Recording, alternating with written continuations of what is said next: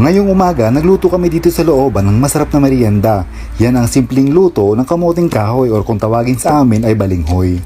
Tinatalupan ko sa expert at yan ay si Koyang Jobert. Dahil nga sa pagbabalat ay hindi ako marunong kaya hindi na rin ako tumulong. At pagkatapos kong paulit-ulit na hugasan, pwede nating umpisahan ang pagluluto ng ating merienda pagsasaluhan. Nagpabaga na rin ako ng uling ng bao ng niyog at nang may apoy na ang baga, nilagyan ko ng tubig ang kamuting kahoy para pakuluin. Para nga pala balanse ang lasa, nilagyan ko rin ng konting asin. Pero nagmerienda muna ako habang niluluto ang merienda namin. At yan ang fresh na buko, direkta galing sa puno.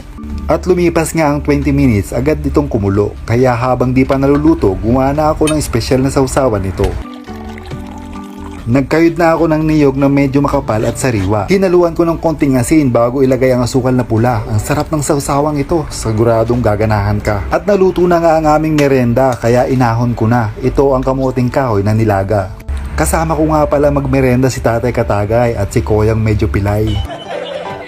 Di matatawarang sarap na merienda na magaan sa bulsa. Isa sa nagustuhan ko sa buhay probinsya. Tara, kain tayo mga pamangkin at ang aming masarap na merienda ay aming i-enjoyin.